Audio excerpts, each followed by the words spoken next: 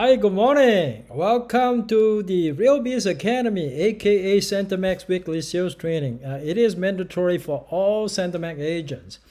If you were unable to attend today's training, you should have been excused or approved for excusal. Some people are not able to make it, and they already informed me and understood the reasons why they could not attend. Otherwise, you are required to attend.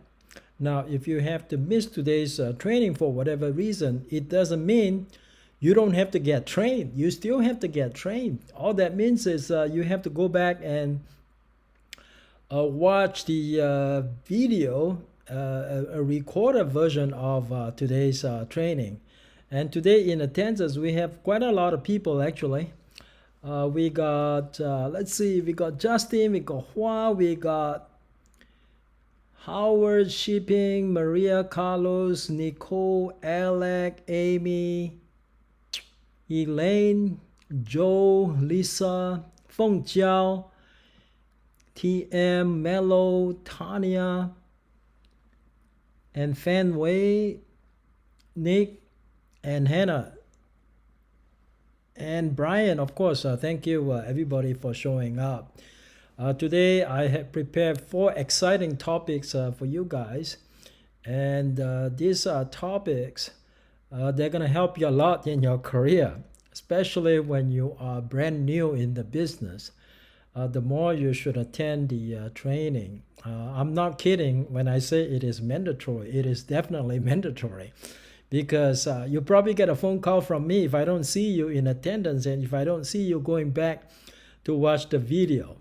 Okay, I have no problem calling you after the training is over.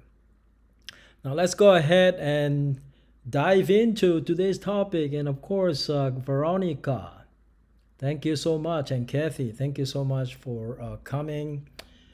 That's really, really awesome. So we got good attendance despite the Labor Day weekend. And some people are just getting back, and I understand.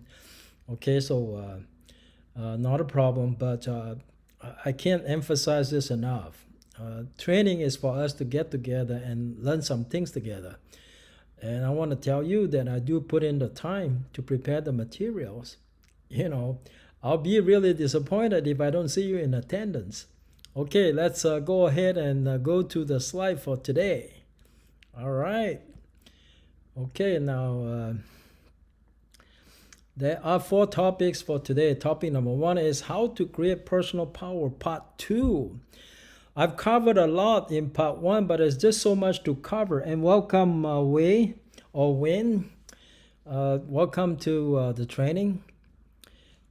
And number 2, we're going to talk about how to pre-qualify a seller. First of all, why it is important to pre-qualify a seller, and then about how to pre-qualify a seller. Thirdly, we're going to continue with our discussion on how to win friends and influence people. We'll talk about another rule today. And fourthly, we're generally going to talk about what are the things that you have to pay attention to if your buyer has a loan and they are buying a condominium. There are some certain important things that exist in condo listing that don't exist in a single family residence. So you need to pay attention to those. There may be certain condo project that you want to avoid. Okay, so we'll discuss that all together. All right, Jean, thank you for coming. Wonderful. All right. Okay, now let's move on to the next slide.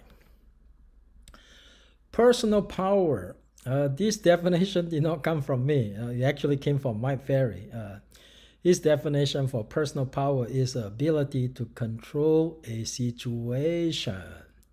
Okay, is to control a situation. The ability to get people to respond to you positively. Okay.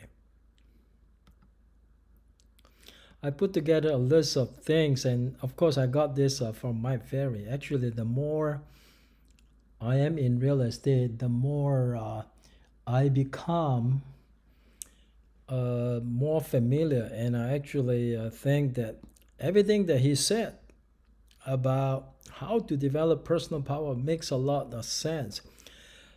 The more you develop your personal power, the more it makes sense to you. Okay, in the beginning, it might not make as much sense to you, but after a while, you will realize every little bit of every little thing that you do, every little thing that you say, every little action that you take can mean success and failure or failure. So personal power, people like Jin Riley, like Lily Garapova, Judy Xue, there's no doubt that all three of them have personal power, and they know it too. When you gain that personal power, you will know it. When it comes out, you know, okay, I got personal power now. I want to share with you, I have gotten seller that responded to me very positively, especially, well, actually in as recently as the last week and a half to 2 weeks. I signed a new listing in Hurupa Valley. When you go to a listing appointment, when the seller say, "Where do I sign?" Okay, that's what you want to hear, right? You don't have to hear about any objection. See, the thing is that when you go show up for a listing presentation, hopefully you would have discovered what the objections are going to be and anticipate and deal with the objection. So that was a 6% listing that I signed for this particular seller. And, I was about to go through my CMA and everything. I say, all right, we agree on the commission being 6%. And next thing we need to talk about is the price. I was about to go through the numbers, and then suddenly she said, I'll go along with whatever price recommendation you gave me. How often you hear the seller say that? Not very often. Usually they have certain opinions about the price that they want. So this particular seller, and of course when I was there, I pay attention to some of the things that we're going to talk about today. And the listing itself did not take very long. I walked around the house with her. I told her what I plan on doing to get the property ready for listing. Okay. At all times, I observe certain things I need to observe, okay, to maintain my personal power. When you got that personal power, you can really get things done as a listing agent, and you're probably going to encounter a lot less objections. Okay, that was for the Harupa Valley one. And yesterday, I went to Brentwood. I had a listing in Beverly Hills last year, or close to Beverly Hills. That was a $2.5 million listing. I signed that listing with some difficulty, whereas the one that I went to yesterday was in Brentwood. We did not. It wasn't a meeting to discuss to sign a listing, but it was a meeting for me to learn about the properties, and then to figure out, whether I want to take this listing or not. It is in Brentwood, walking distance to UCLA, my former place of education. Some of you may not know, I graduated from UCLA. And at this particular seller, I was very straightforward with him.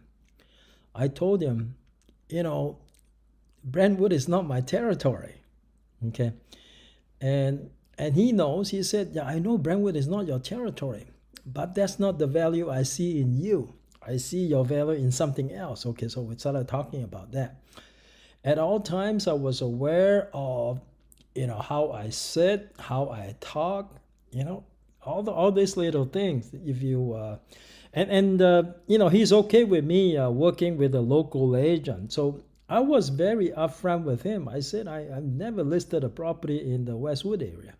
Okay, but I think I can co-list your property with a local agent who has local knowledge and who has local connection. I have no problem splitting my commission with a local agent. It's a nice listing. I think that's easily $3.5 million. And I'd rather co-list with a local agent and get the property sold and try to do everything on my own and not get it done. Okay, so that's very important. So just be genuine and don't try to try to be something you're not. You're gonna be fine. All right, now tips to develop personal power. Oh, by the way, 2 years ago, I signed a listing with 7% commission. Okay. In the end, we did not get the listing sold for a reason I'll tell you later on. First one is standing and sitting posture. You lose a lot of personal power if you sit down with your back a little hunch. You can tell, people like Lily Garapova and Judy, just watch the way they sit. When they sit, they put it erected. Okay, they sit pretty straight. So your sitting posture is really, really important, as well as your standing posture. No slouching. Every time when you slouch, you lose a little bit of personal power. So keep that in mind and practice that. Number 2 is intensive listening. You got to listen. It's very important. You got to listen to what they say, what they're telling you, so that you remember everything that they told you before. Intensive listening. Be a good listener. Okay, that's part of the skills you're going to need to develop personal power. Thirdly, eye contact. I can't say enough about that eye contact thing. I actually, when I go for a listing presentation, I make a conscious decision to maintain as much eye contact with my prospective seller as possible. You can really command much influence over the person who you have eye contact with. That's why when you're doing video, you got to look at the camera. I sometimes have to remind myself I'm not in my new home yet, so I'm still doing my live stream using my laptop. And because I don't have proper furniture, so sometimes you watch me, I'm looking down. I should not be. I should be looking straight into the camera instead of looking down. Okay, so eye contact, because I want to maintain the eye contact with my audience. That's extremely important. Number 4, give them straightforward answers. You got to give people a straightforward answer.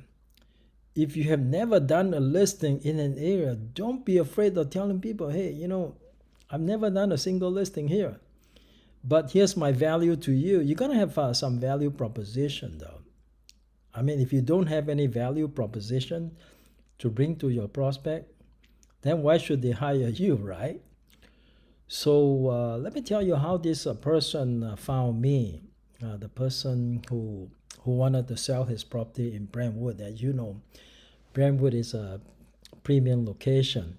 Property price there is about $1,100 per square foot. That's premium district. Okay.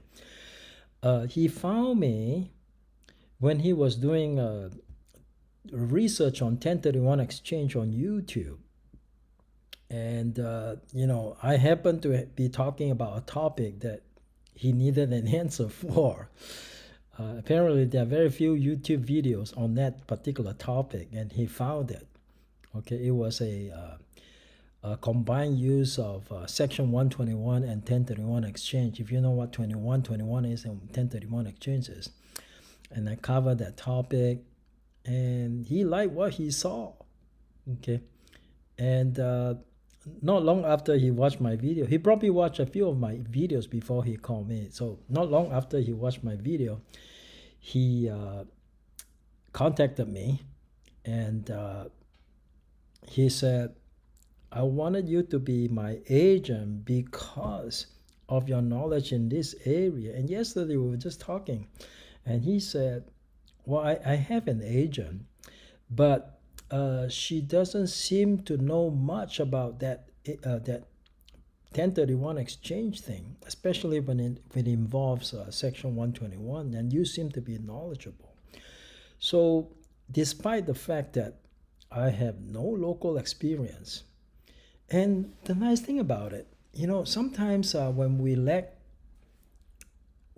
have certain deficiency, if we are not comfortable about confronting our own deficiency, we actually lose our personal power.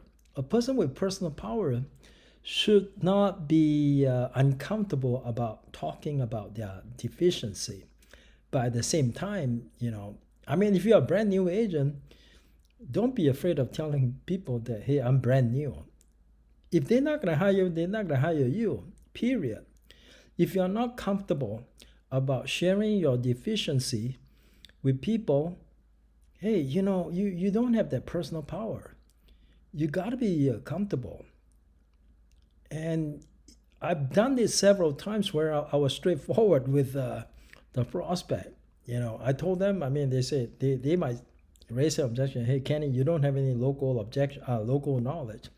And for that objection, you need a handler. So you kind of handle it and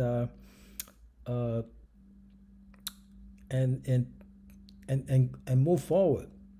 Now the next one is be well prepared. That should have been number 5. Okay, be well prepared. What that means is when you show up, you meet the seller for a listing presentation. You need to have everything ready now. You're gonna have your listing package ready, so that people see that you acted professionally.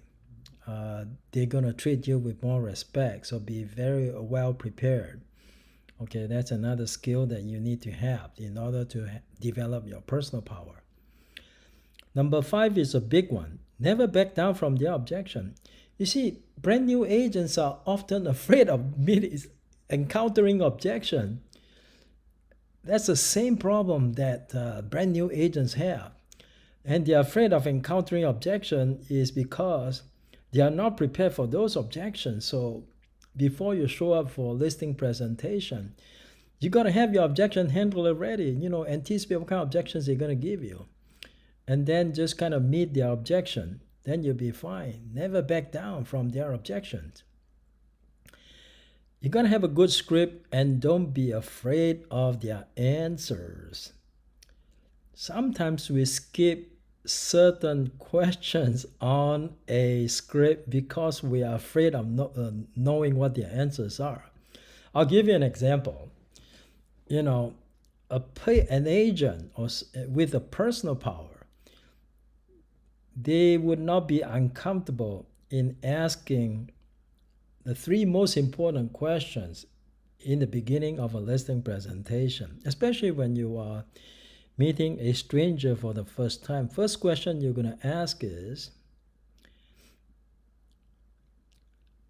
have you made up your mind to sell your home?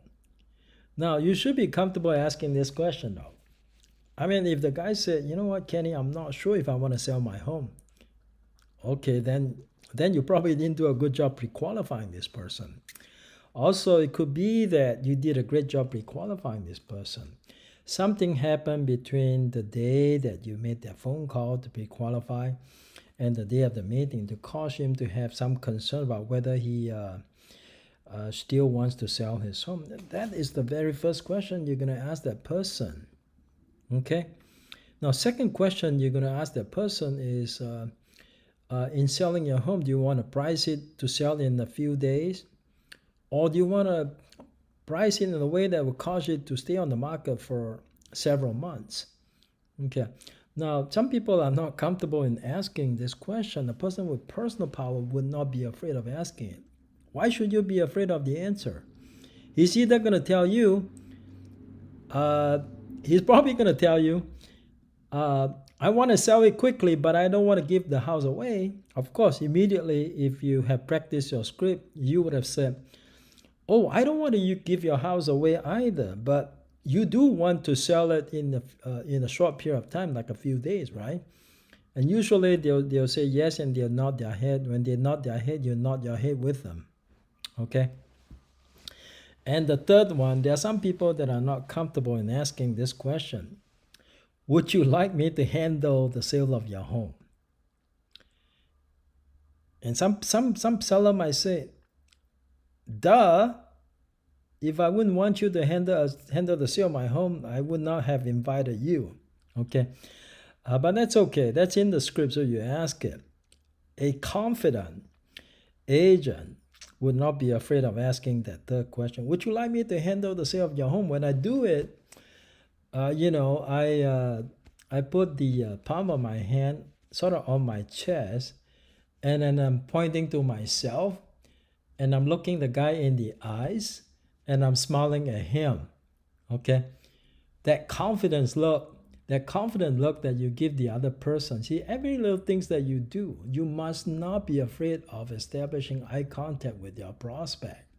Okay, that's what a person with personal power would be comfortable in doing.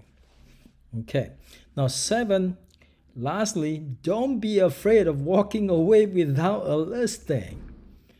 I know it's very tough to do especially when you're a brand new agent. You know what, Kenny, that may be my only opportunity all year long, and you're telling me don't be afraid of walking away without a listing. Sometimes you're actually doing yourself a favor. If you give in to the seller just to get the listing, oftentimes bad things happen. You either get fired by the seller, or the listing price is so high that you have a seller who's not flexible. You get stuck with the listing, and the time that you spend on the listing, you could have spent it on some other opportunities. All this time you're wasting hours and days on the listing that you should not have taken. Don't be afraid of walking away without listing. So yesterday when I went there, my mindset was, hey, Kenny, don't be afraid of saying things that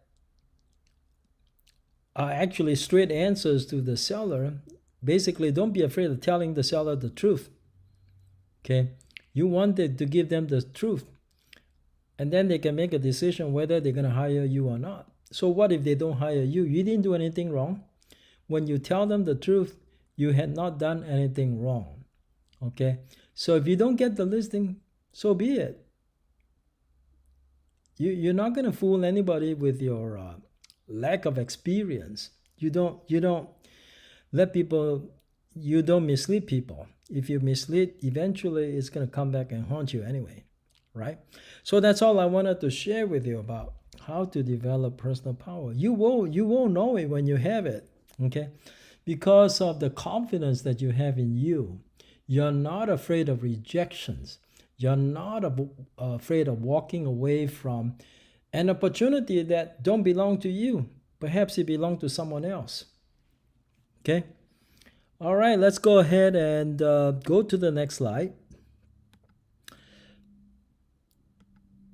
Okay, a good script to pre-qualify a seller. Why do we want to pre-qualify a seller? I've done so many, I made so many trips to go meet with seller that I didn't pre-qualify. And I spent hours and hours driving on the road without pre-qualifying the seller. That's not very good time management. Now, why did I do that? Those were foolish things. I mean, I admit that. Every seller would have to be pre-qualified. Even your own people that you pre-qualify them so that you're not spending time on sellers that are not qualified. Why would a seller not be qualified? I'll give you an example. One is if the person you're talking to doesn't even own the property, doesn't even have the ability to sign a contract with you because he doesn't own the property, and he doesn't have a POA. In the meantime, you drove 2 hours to see that seller, only to discover that, hey, you don't have a decision maker in front of you. And you could have saved the 4 hours do something else.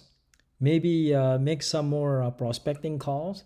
Maybe you make, 4 hours is a long time. You can make a lot of calls within 4 hours. You can do a lot of things within 4 hours. Why wouldn't you want to pre-qualify a seller? Well, for brand new agents, they don't want to pre-qualify a seller because they are afraid about the truth, about the answers. Now, the other day, I was talking to one of our brand new agents. Hey, Kenny, I have a buyer, who responded to me, and I want to take that buyer to go see home. So I said, hey, did you pre-qualify this buyer? Oh yeah, no, I did not pre-qualify, but he needs a loan. Okay, then I say, did you pre-qualify this buyer for the loan? Of course, if you're not an MLO, you're not qualified to pre-qualify. So it turns out that the buyer did not even have a job. See, why you want to waste time on an unqualified buyer or unqualified seller? Sometimes also you want to pre-qualify the seller to determine their motivation. If the guy is not motivated to sell their home. Also, you want to avoid any misunderstanding though. I mean, have you ever had the opportunity of meeting a seller, prospective seller? You show up and there was no mutual understanding as far as what you're there for. If the seller thinks that you're there because you're going to bring in the buyer, but the seller has no intention of signing a listing agreement with you, then what are you doing in the seller's home? You don't have a buyer, and he's not going to sign a listing with you. So these are issues that will be flushed out during the pre-qualification phone call. Okay, and then you also wanted to ask some questions about whether or not the seller really is telling you the truth about his motivation. These pre-qualifying questions will hopefully let you find out if they're telling you the truth. Okay. All right, let's go over my Ferry pre-qualifying script so we can talk about it. Now, what you see on the screen, all right. Uh-oh, did I do something wrong? Maybe I did. Okay, great. All right. Now, this is what my Ferry pre-qualifying script that I used to use, and it's still pretty good because most of the questions here are in there with a purpose and for very good reason. Now let's take the first question, for example. And the first time I used it, I was amazed that I was able to ask that question and felt comfortable with it. And if you use it a couple of times, you feel comfortable even for the first question. Now, some people are not comfortable. Some agents are not comfortable because they are afraid of not getting the answers that they're looking for. Okay, well, if you're that person, then you don't have personal power yet. If you do, you should not be afraid. For example, the first question, if what I say makes sense, and if you feel comfortable and confident that I can sell your home, are you planning to list your home with me when I come out on whatever date you agree on? Now the ... that is actually the script where you will pause a nanosecond or second. If what I say makes sense and you feel comfortable and confident that I can sell your home, are you planning to list your home with me when I come out on Saturday, whatever the date is? A person who's confident about himself finds it necessary to ask this question because the answer may tell you about this person's motivation. In fact, the answer to the first question alone will help you decide if you should still make the trip. Because the guy may say, oh, hold on. I thought you're not coming here to sign listing with me. I thought you're here just gonna see the property to see if the property is a good match for any of the buyers you already have. So, you gotta ask this question just so that, there is a mutual understanding about what's gonna happen when you show up at the house. Okay.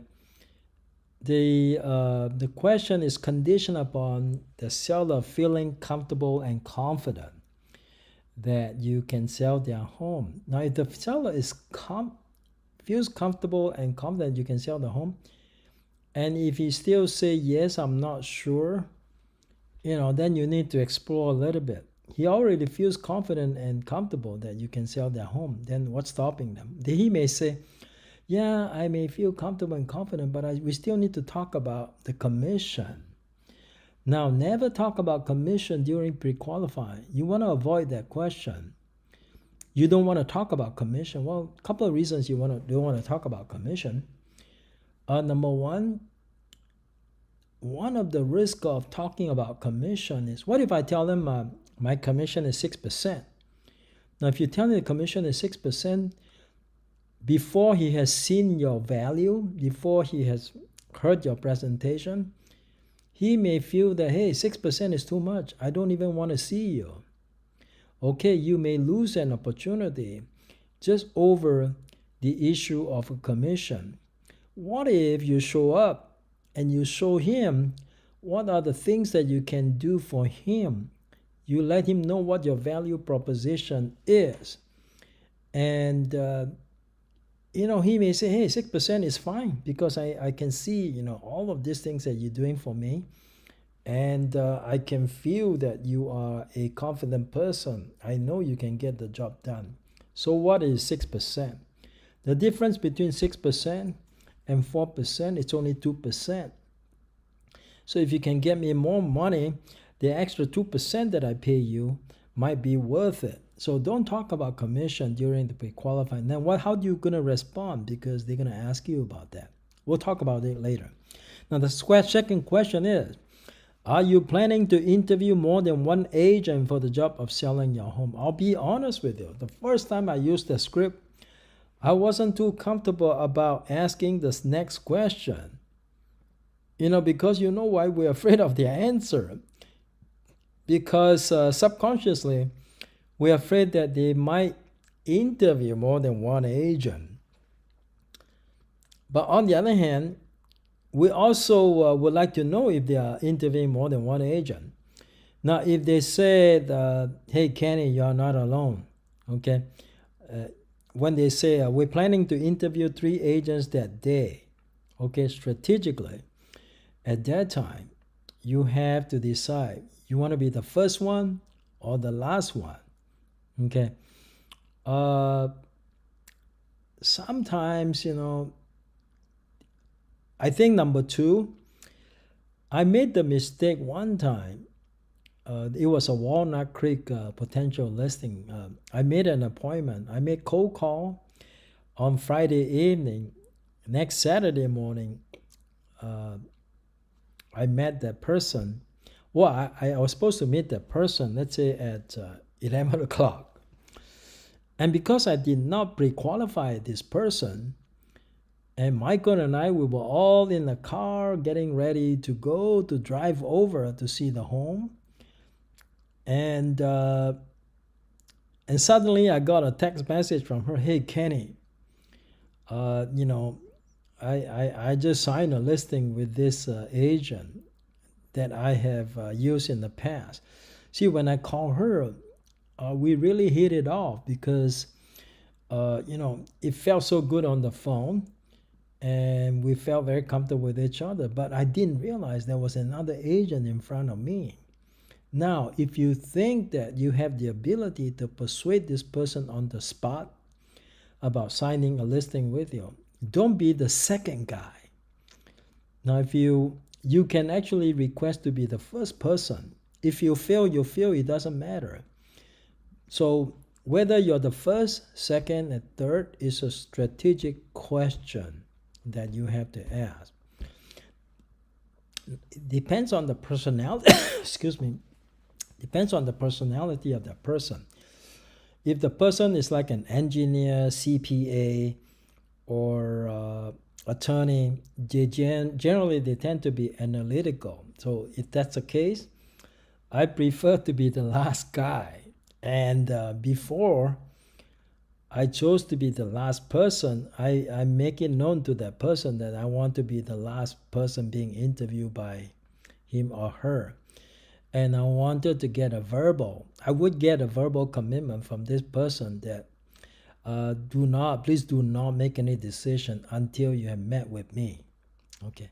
With the analytical, I'm less concerned about that. I think strategically, I'm better off being the last person doing the listing presentation. But this person is a totally different personality. She is I think she is the amiable. The amiable tend to make decision based on emotions, so they are easily swayed, and you may not get your chance if you let an amiable speak to an agent before you. Okay, and also this agent happened to be her ex-agent too. I mean, the agent that she used to work in the past, so he had that advantage over me. So I would rather know ahead of time if I'm meeting, I'll be number 3 or number 1. Okay, that's why it's important to ask the next question. And then number 3 says, tell me again, where are you moving to? Well, the answers have to be consistent. I mean, the person can't say, well, I'm moving to LA, and then when you ask him again, he's moving to San Diego. You see, any kind of inconsistency would indicate a problem. See, these questions are there for a reason. It's not there just for fun. Number 4, how soon do you have to be there? Now, why is this question in there? And notice also, it is an open-ended question. Okay, you don't try to ask leading question when you're trying to pre-qualify. For example, previously the guy may have told you that he's moving to San Diego in 3 months. And if you ask this question, how soon do you have to be there? It is an open-ended question. He can say 3 months again. Or he can say, hey, Kenny, change your plan. I don't have to be there in 3 months anymore. Now it's going to be 6 months. Well, if you get an answer like that, 6 months from now, he's just moving to San Diego. Do you want to spend hours driving to see this person? Or do you want to rethink about whether or not you really want to have this appointment?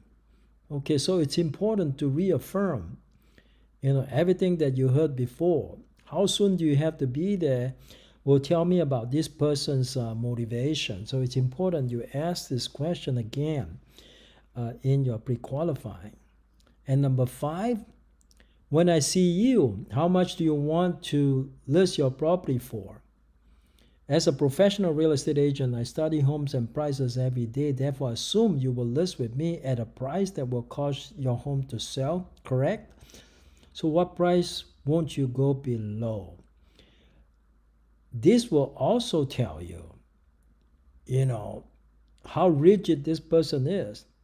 Because sometimes from their tonality, you got to talk to them on the phone. You can listen to their tonality, how convicted they are when you ask them, so what price won't you go below? And they say, Kenny, absolutely, no, don't go below 1 million. If it sounds like this person has no flexibility, and then there are a couple of other factors when combined together will make this seller not a good prospect. Hey, you may need to tell yourself, Kenny, give it up. It's not worth your time driving to see this seller. Sometimes you may say, hey, you know what? You're the expert. You tell me. Okay, then we'll say, you have to kind of say, yeah, I'll make recommendation, but I just want to get a feel about whether or not you are real fixed or real, or I just want to have an idea how flexible you are on the price. And if the guy say, Kenny, what you say makes sense to me, I can be flexible on the price. Hey, that's good sign. That's good. Okay. So you get an understanding of how flexible this person is on the price. That will also help you determine. If the guy is so rigid on the price, and if the price that he won't go below is not something that you can achieve, you should really think carefully about whether or not you want to spend the time. Hours and hours of driving. Okay, don't forget that. Number 6, how much do you owe on the property? That's another question which is important, because if the property is upside down, of course, before you go see the guy, it will be nice if you've already found out about what's on the property. How much does the guy owe? Do you really want to take your word for it, or should you speak to a title officer? And maybe if you can get the prelim from the title officer, you can figure out what kind of liens he has. Some people don't even know they have judgment on their property. Now, if the property is upside down, that means that they owe more than the property is worth. Do you really want to make the trip there? Or it's not, you can think about perhaps discussing with this person about short sale. Now, if you never had an experience with short sale, you may think you may want to get another agent involved who has experience doing short sales. See, that's why you have to ask these questions. Okay. Number 7, have you ever thought about selling it yourself? Number 7 is important though, because if the guy tells you, you know what, Kenny, I just want an agent to sell. I never thought about selling it myself. Okay, that's a question. That's an answer that you want to hear. Now, what if the person, okay, let's see who has questions. Sorry about that. Okay, Joanna, you have questions? I can't see your question for whatever reason. Okay. Yeah, Joanna, late, no problem, as long as you're here. Have you ever thought about selling it yourself? What if the guy says, Kenny, I tried selling it myself before, but it wasn't successful. So you're dealing with somebody who might be thinking about taking over the listing if you're not doing your job, okay?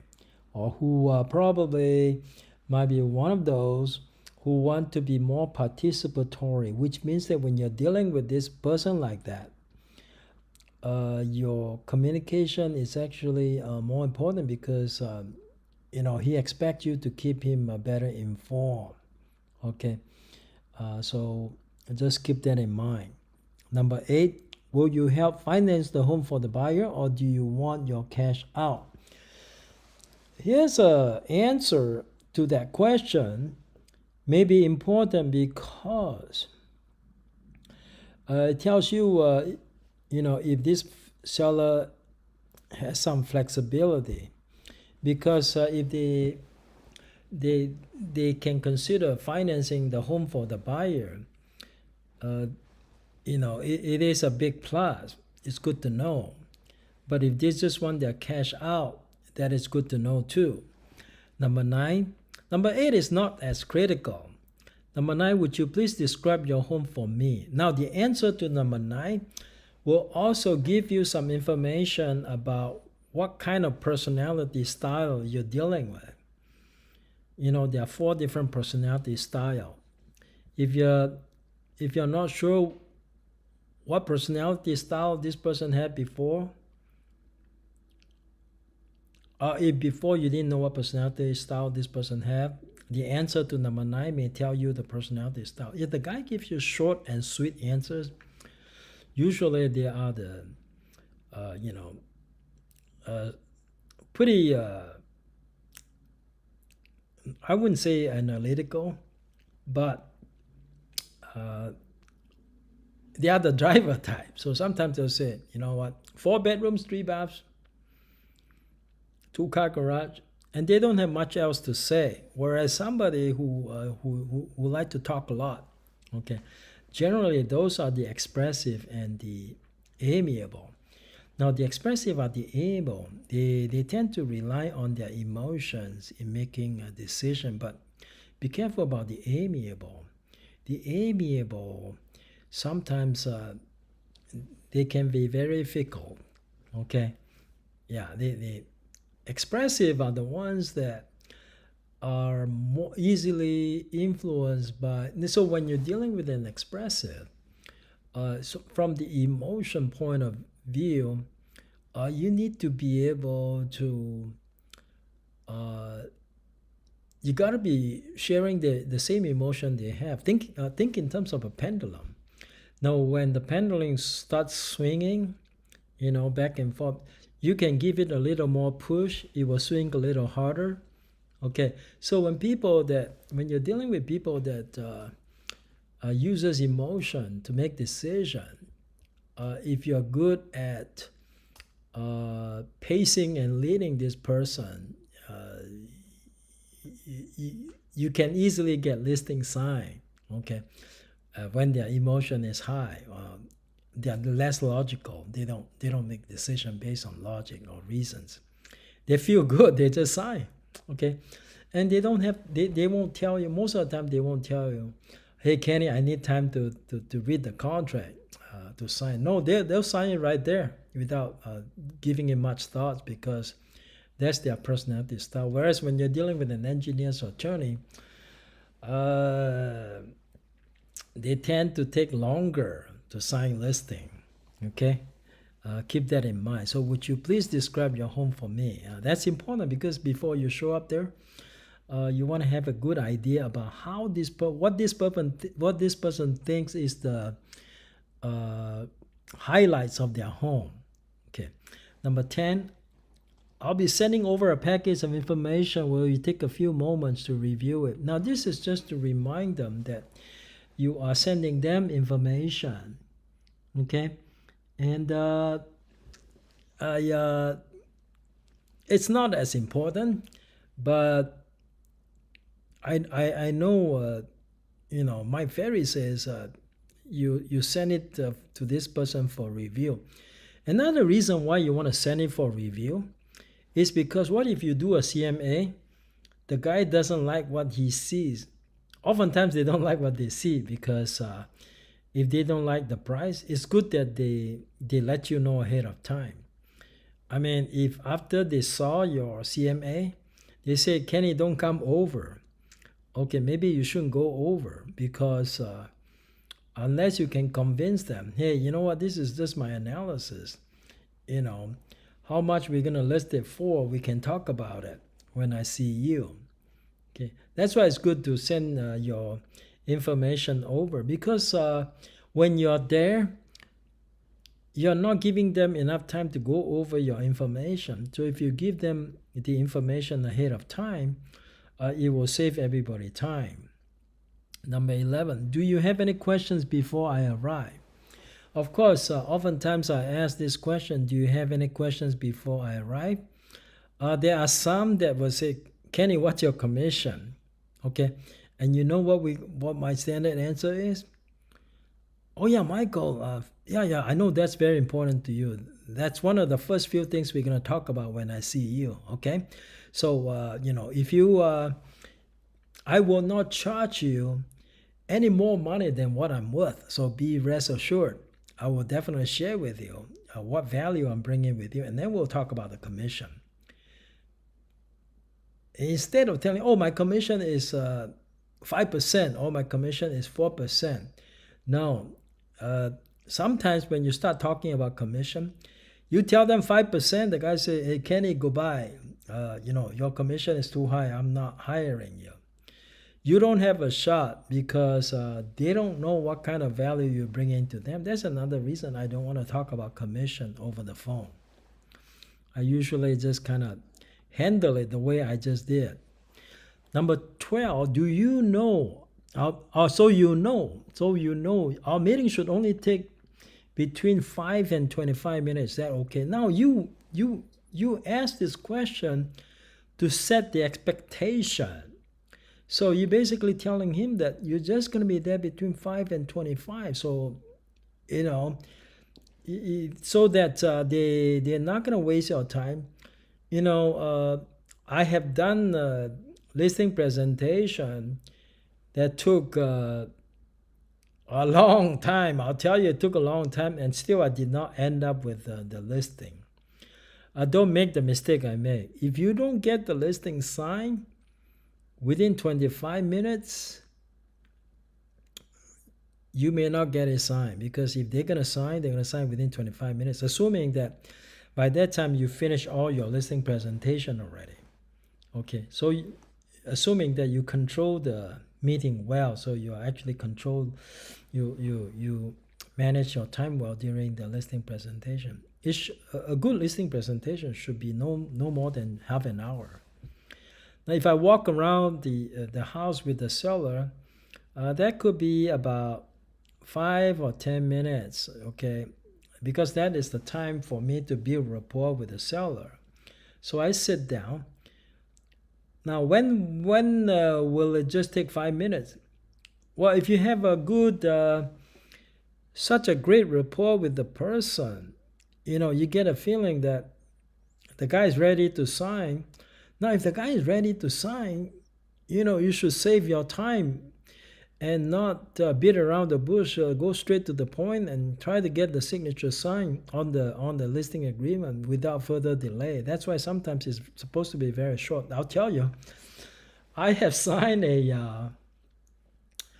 I think it was a $3 million commercial listing, and that one literally take about 10 minutes. It was a $3 million commercial listing, because there was already so much trust the other person has in you. You don't need to spend more time. There are only 3 questions. The first 3 questions I asked. The last question, would you like me to handle the sale for you? That's why the third question is important, because if the guy say, yes, Kenny, I only want to hire you, then you don't waste your time going over the rest of your listing presentation. Now, if the guy said, hey, Kenny, you the guy, okay, all right, okay, then Peter, then the only thing we need to do is to set the price. I recommend this listing price. Are you okay? If the guy says okay, all right, I'll put the listings price on the contract, and then you go ahead and sign. And I believe that $3 million commercial listing, it was a 6% commission. Okay. It was so easy for me. I asked for 6%. Be confident of yourself. If you know the value of your services, why shortchange yourself? Ask for 6. So what if the guy says no on 6? You can always negotiate down, right? You can't negotiate up, but you can negotiate down. Okay? So that's why the listing presentation should be short and sweet and to the point. Okay? And then, of course, you end with, I look forward to meeting you on Saturday at 2 p.m. All right. Okay. That's the end of the listing presentation. Now, let's go ahead and move on to the next topic. I'm so sorry. This one is getting to be long. Okay. Hopefully you learn something. Next one is, the pre-qualifying.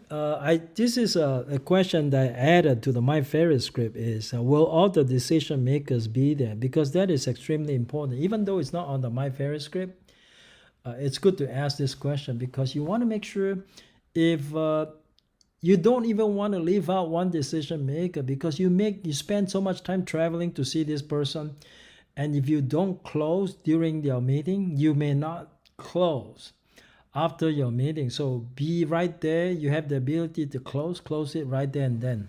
Okay. All right. Now we're going to talk about how to win friends and influence people. I believe it is rule number 10 now. It says 9, but it's rule number 10. Okay. Just so you know. And rule number 10, the only way to get the best of an argument is to avoid it. I can't tell you how many times I regretted arguing with my co-workers, my colleagues, my agents. They always end up in a bad way, because bad feelings will develop. And, you know, instead of arguing, maybe if you have the opportunity or the time, if it's an important issue, maybe you want to meet outside and go over this over a cup of coffee. You want to do a FaceTime or whatever. Uh, you, if we realize the other person is emotional because they felt like we're not doing our job, or they felt like we have done something seriously wrong, and they get very emotional. Uh, I'm guilty of not controlling my emotions sometimes, but this is actually a very important rule of all the rules in the book, a very important one, because I lost some relationships just because I don't control my emotion. You don't win. You don't win. Every time I get involved with my wife, I in an argument, I don't want to get involved in an argument with my spouse, because uh, even if I win the argument, first of all, I rarely wins the argument anyway. So even if I win the argument, I lose, because sometimes if we prove the other person wrong, we might make the other person feel bad, and the other person will remember that you made him or her feel bad before. Okay, so I think that it's not easy to do. We should always remind ourselves, uh, don't get involved in an argument. Just talk over things.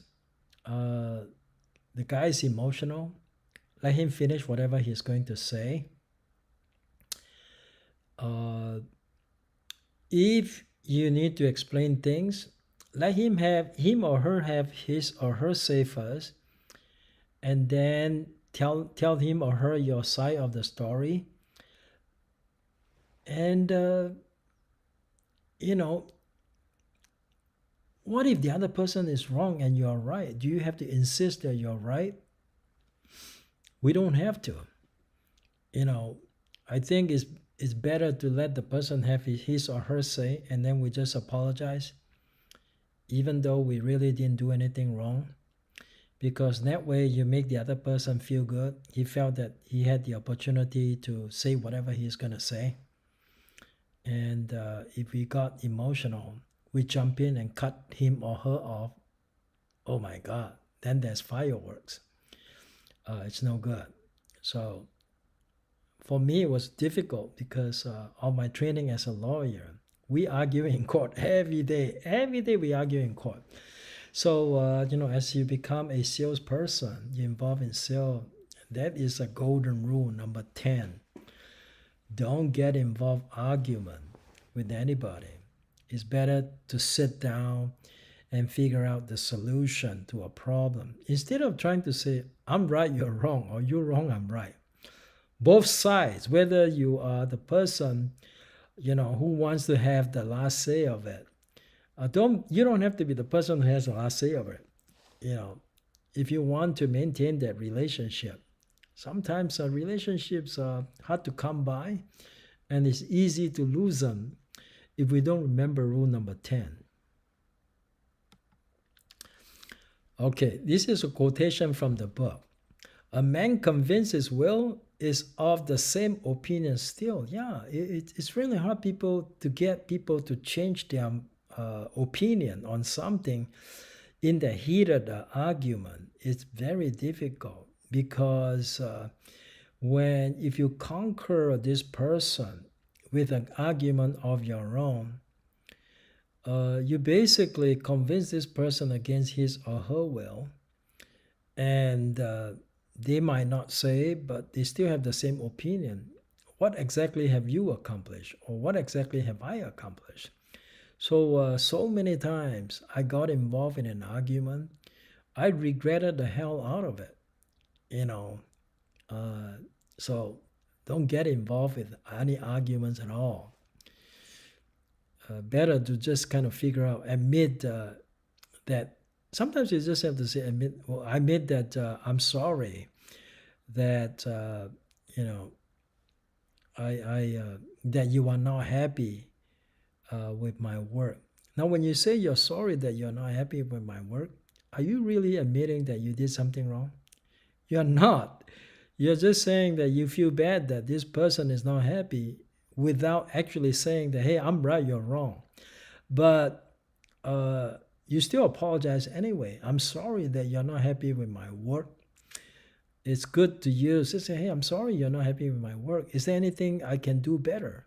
Okay, now this person has expressed and has come down. It's a lot easier at that time to let the other person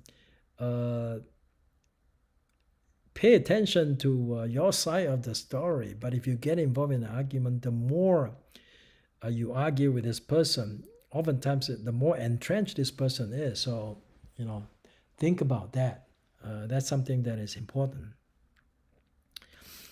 All right. Now, last topic of the day, factors for your buyer to consider if the listing is a condo. Buying a condominium is different from buying an HOA. See, there are many little things that exist in the purchase of a condo that you don't find in the purchase of single-family residence.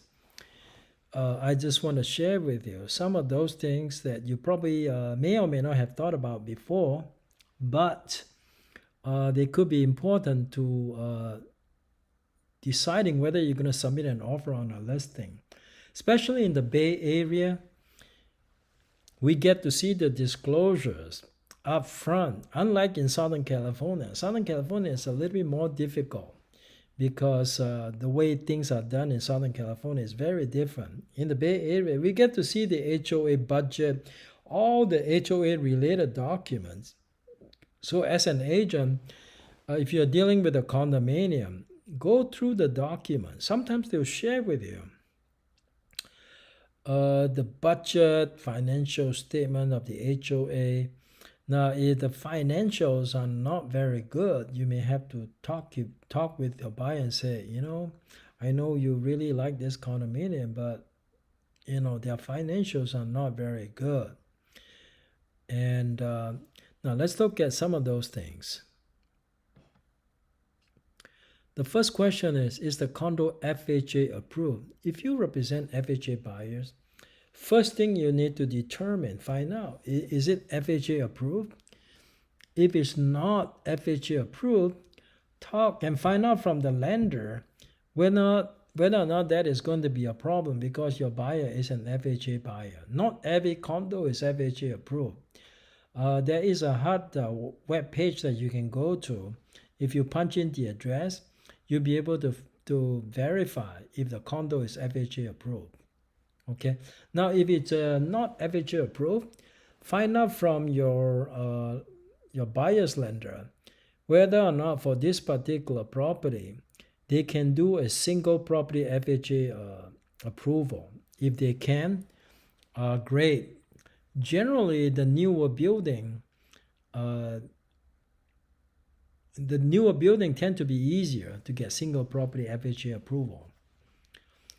Number 2, how old is the building? If the building is very, very old, one of the discussions you need to have with your buyer is that, of course, this has nothing to do with the loan, but this is just general consideration.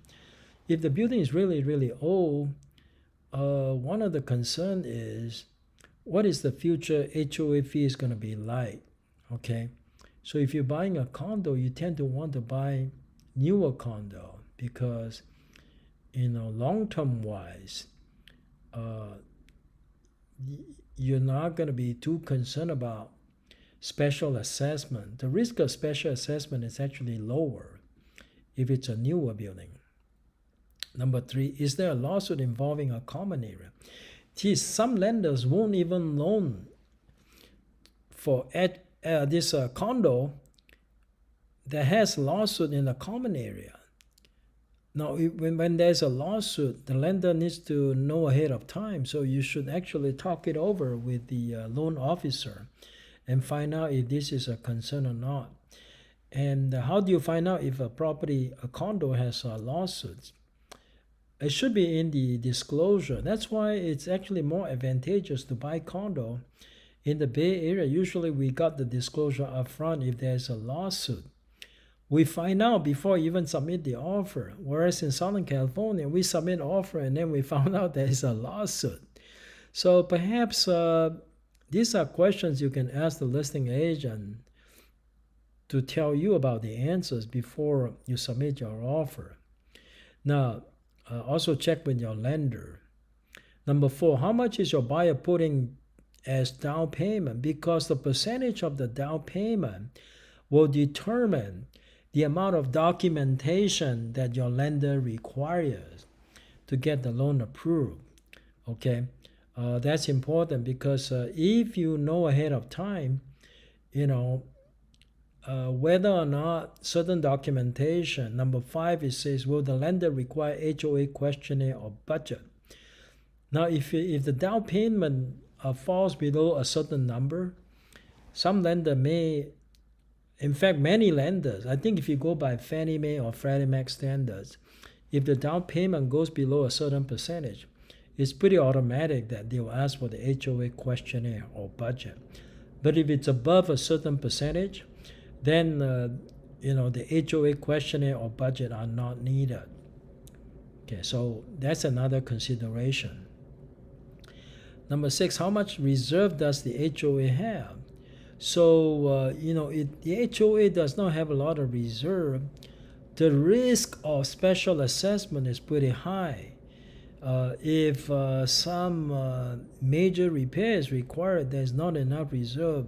Even if there is reserve, sometimes if there is a major repair coming up, your buyer may be buying into a condominium where they may not be prepared financially to deal with the special assessment. Some of this special assessment could be in the tens of thousands of dollars. If you are just an average FHA buyer, how are you going to afford to pay the special assessment? The reserve, high reserve, is not a guarantee that there will not be any special assessment, but definitely the greater the reserve, then the risk, the lower the risk that there'll be special assessment. But now another question you want to ask, in fact, it might be in the seller property questionnaire. That question is the HOA expected to increase the HOA fees, or is special assessment expected to be imposed on the condo? What is a special assessment? A special assessment is something that is above the regular HOA fees. Let's say your monthly HOA fees is $250. If there is a special assessment, that is additional out-of-pocket to the homeowner that they have to pay for special assessment. I paid a special assessment before. They could be very expensive. When I needed a new roof, the association needed a new roof for my commercial office, we received special assessment. There was like several $1,000s. So yeah, it's good to know this type of information and let your buyer know, and then let them decide if they still want to put in an offer for the purchase of that condo. Okay, that's all I want to share with you today, and thank you all for coming. I really appreciate your participation, and see you next Tuesday. Next Tuesday night we'll have the market update for Northern California.